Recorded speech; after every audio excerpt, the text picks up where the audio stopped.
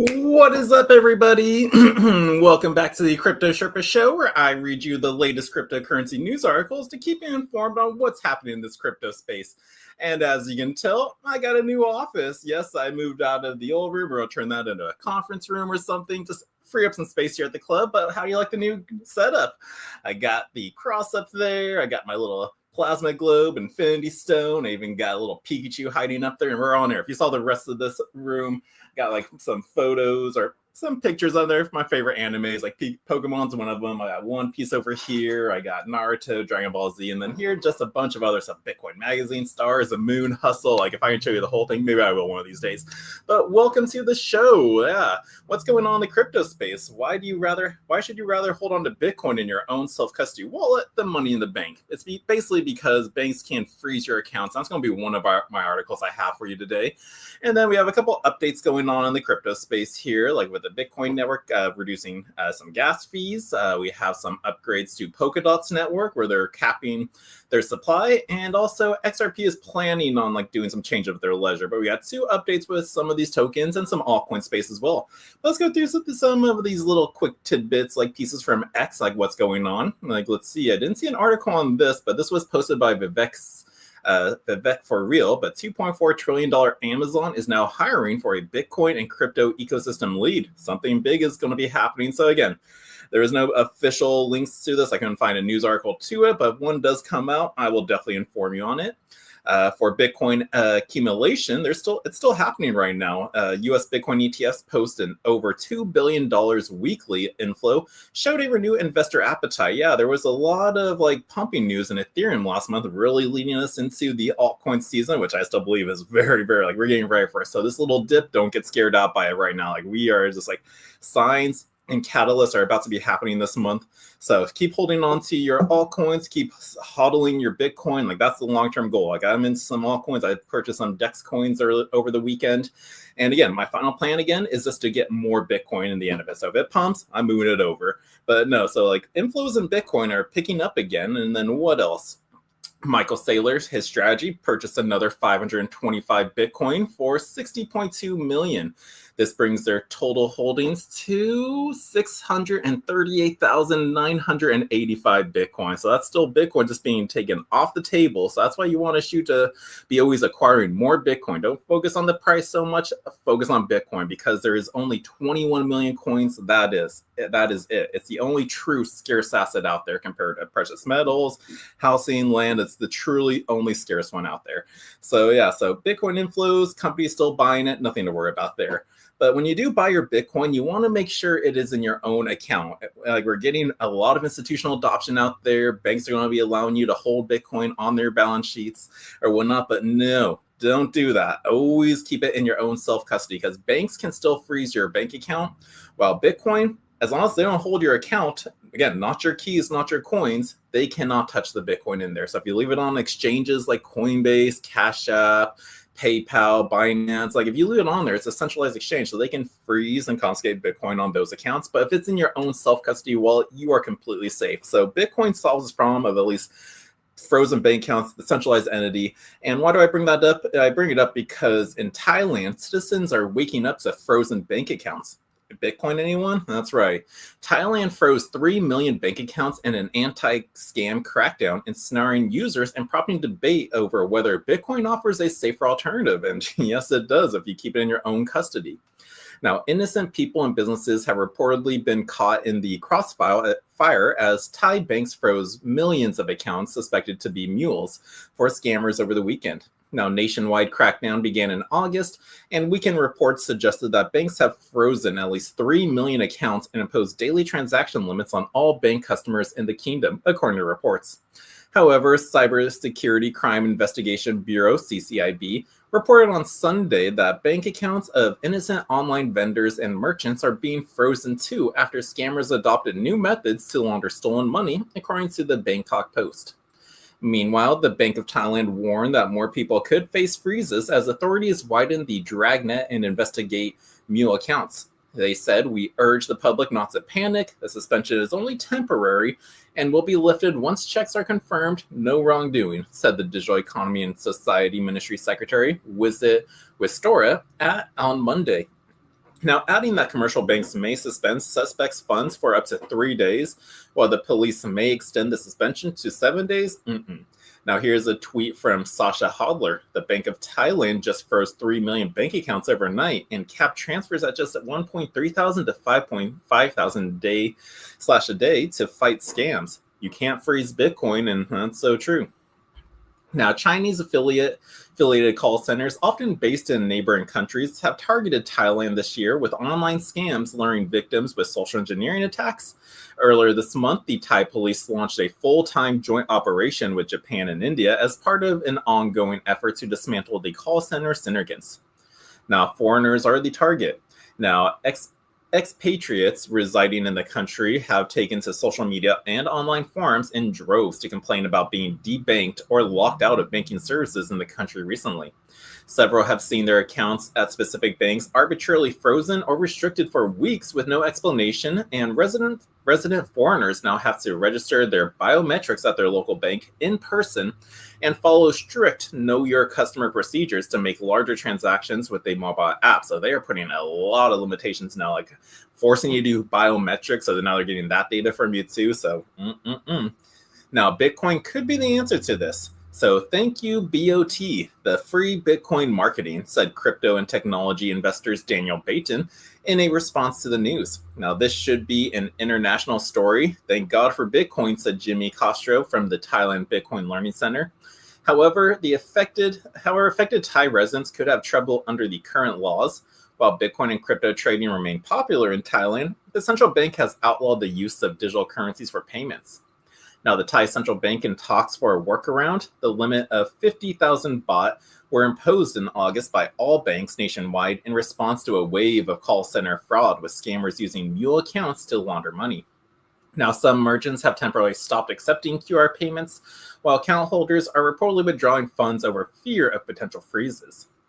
Now, here's Thailand's classification of mule accounts, leaving a lot of gray areas, said the source. So let's see, mapping the three areas, or the three threats that Thai mule accounts of risk. So you got black accounts, known offenders by the AMLO, gray accounts, which involve mule activity reported.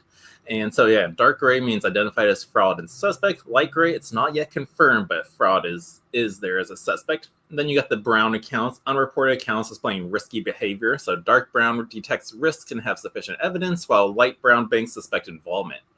Now, the purpose of this system is that newly implemented color-coded systems is designed to identify and monitor suspicious activities, restrict financial transactions involving high and medium risk, use of mule accounts in the scams and money laundering. So it's a kind of a gray area in this area. But amid growing public concerns, the Thai Central Bank has held discussions with the CCIB on a workaround for the account freezing process and transfer limits for law-abiding account holders. So, yeah, guys. So just again, this is why I hold a majority of my money in Bitcoin, because again, I know the banks can freeze my account anytime they want. I saw them actually shut down my account at one point. This was a Chase, and it was because I was using Crypto Sherpa LLC as my business, and because it had crypto in the name, they didn't like it, so they shut it down. So kind of really puts me, that's why I say Bitcoin. If I need money, I'll just move. There's different options you can do. There's Bitcoin back cards. You can use the fold card to pay for all your stuff using Bitcoin. You load up a Bitcoin, move it to your card, you can spend it. Or the other way, you just send it to the exchange, sell it, put the money in your bank account. That's that simple. But again, I'm really only keeping $500 at a time, just enough to pay bills if I need. Of course, rent is more than $500. When that time comes, I put more of it over there. But again, I'm leaving most of my money in Bitcoin as a savings account, literally, just because, again, they can't freeze it as long as it's in my own custody. So just keep that in mind, that Bitcoin does solve this problem that these centralized entities have out there.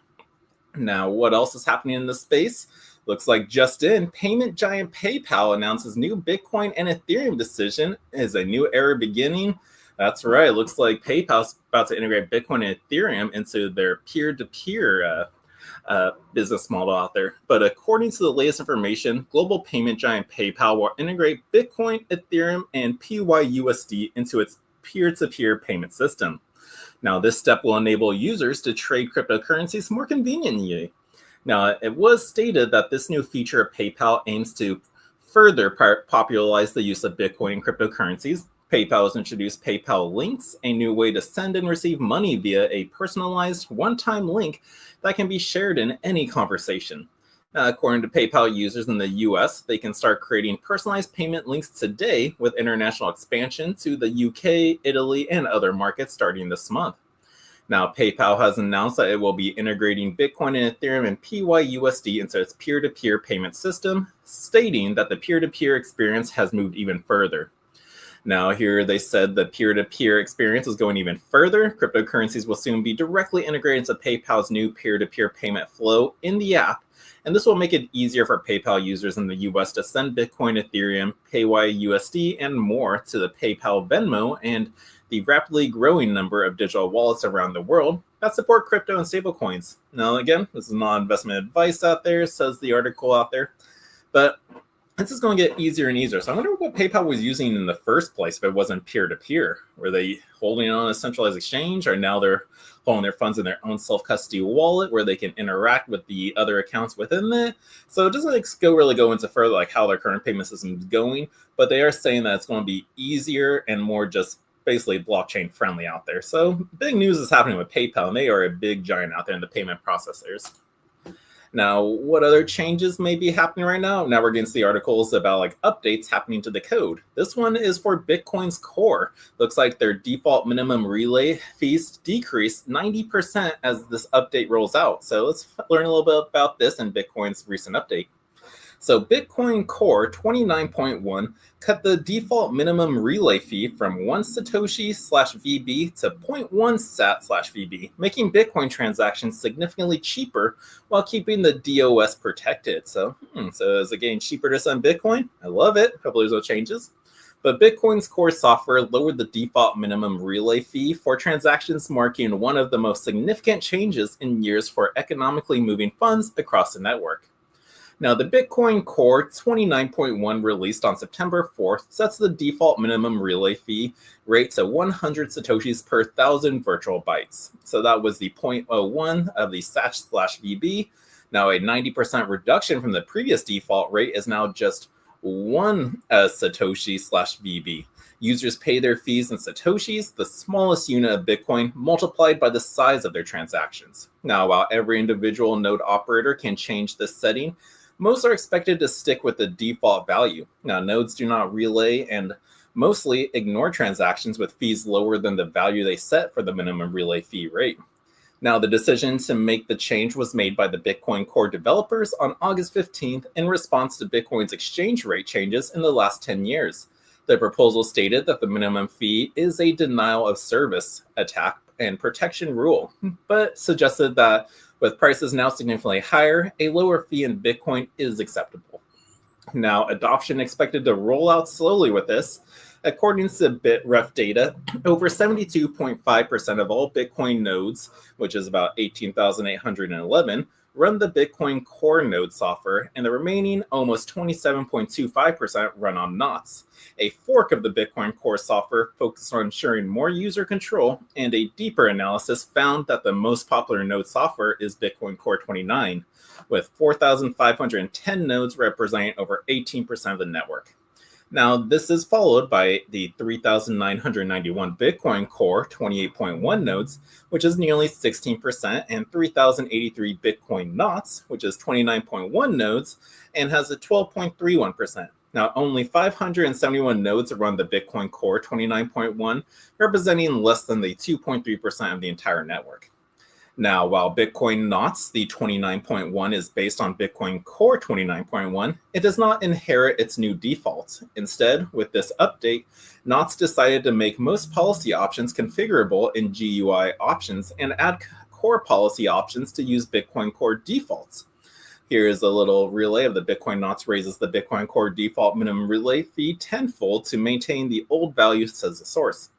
Now, a majority of the 571 Bitcoin nodes running on the Bitcoin Core 29.1 and a hard-to-predict portion of the 3,083 Bitcoin Knots and the 29.1 nodes are likely running the newer, lower minimum relay fee policy.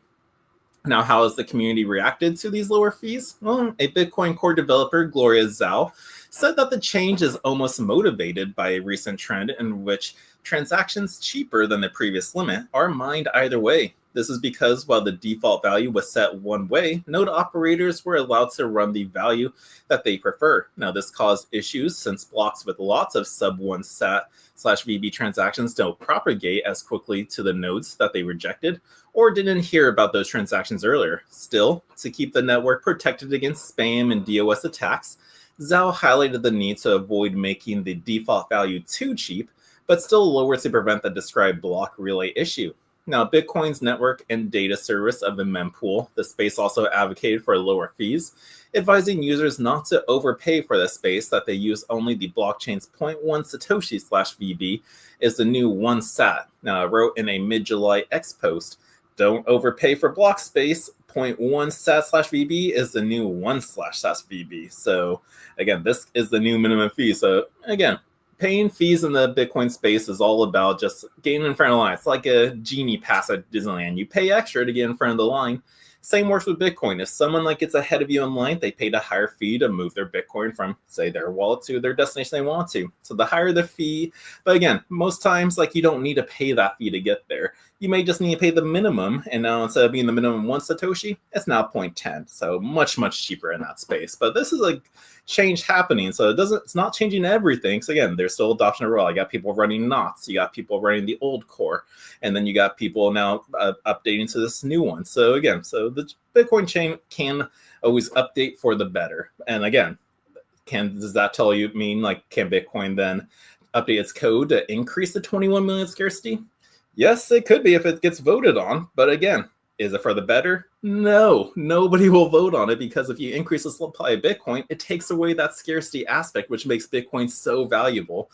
And for all the holders out there of Bitcoin, why would they want to increase it? That would just lower their price for what they're holding. So again, Bitcoin's blockchain is code. It can be upgraded for the better. And could it be upgraded for the worse? It could, but again, it would have to be voted on. And I do not think it's pretty much impossible that that's going to ever happen out there. But that's a little change happening to the Bitcoin blockchain. Let's take a quick commercial break, and then we'll come back with some more chains and different updates happening. We'll come back with the Polkadot update next. So let me play an ad for us, and we will be right back after these messages. Want to connect with the world? Ready to be heard by millions? Have a talent you are ready to share, or want to elevate your business to the next level? Step into the spotlight. Welcome to our all-new podcast studio at Bitcoin Ben's Crypto Club, Sarasota.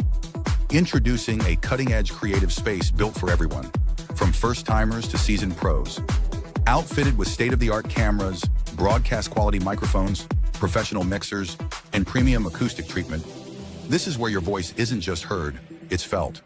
Whether you're recording a podcast, live streaming, or creating high-impact video content, our studio delivers next-level production value.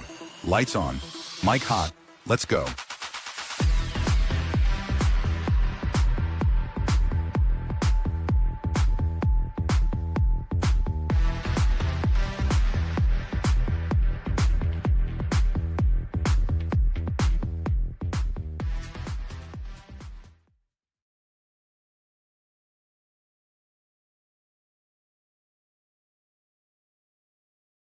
There we go.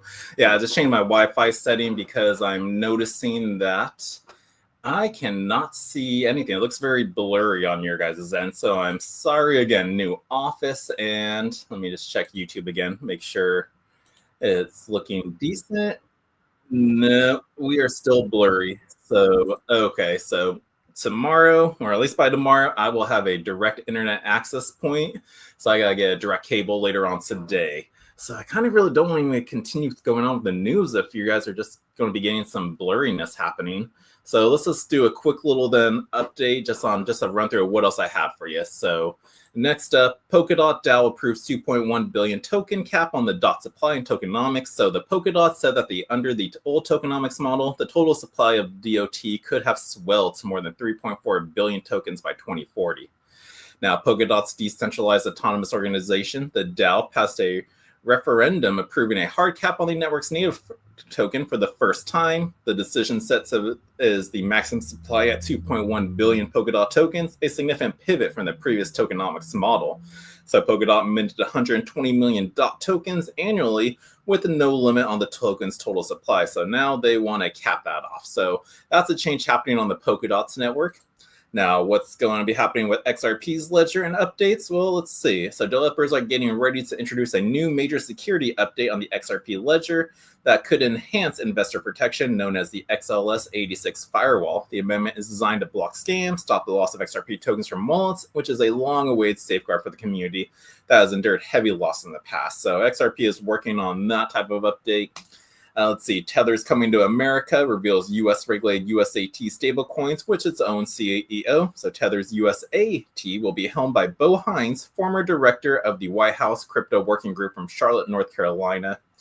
And then let's see, other things I had for you that I wanted to cover. But again, the show is blurry. It's not the best quality for you, so I can't really do anything else. But Pokemon cards, an old cult finds its way into crypto. So Pokemon cards find its second life on trade as traders are hooked. So it looks like they're getting some NFT status, or how Pokemon cards enter the crypto market. So I'll probably cover these articles tomorrow if there's light news, because again, even have the Fight ID and UFC broaden their Web3 partnership to advance digital fan experience. And then the blockchain sounds alarm on new email phishing scam. So I'm going to have to cover all this tomorrow to keep you guys aware. So I am sorry that the quality is not on par that I want it to be for you guys, but yeah, I'll do better tomorrow. Again, switched offices, and yep, so gotta go with these roles when these issues happen. But guys, I'll be back tomorrow, hopefully with a direct connection with the internet, and this will be a lot more clearer for you to see, so that way you can stay up to date with the latest news. So guys, I will see you tomorrow, hopefully with a better internet connection. So peace out, guys. Love ya. See ya. In a world where your data is constantly under attack, one company stands for your digital freedom. Introducing Calyx Solutions, your gateway to ultimate online privacy and secure cryptocurrency trading. Meet the Liberty Laptop. With its modified OS and advanced tracking prevention, it's your shield against surveillance. Access restricted areas, use recommended security software, and browse with confidence. Your digital footprint? Virtually non-existent. For the crypto pros, we present the Crypto Laptop. Pre-configured on premium hardware for secure trading. Optimized for your favorite wallets and exchanges, it's the fortress your digital assets deserve. Both laptops come with expert individual training and support. You're never alone in your journey to digital empowerment. At Calyx Solutions, we put you in control. No more worrying about data breaches or compromised transactions. Ready to join the revolution? Visit calyxsolutions.io and choose your perfect laptop today. Plus, become an affiliate and earn while sharing the power of digital freedom. Calyx Solutions. Unlock your digital freedom. Give us a call or text at 702-845-8276 or visit us directly at calyxsolutions.io.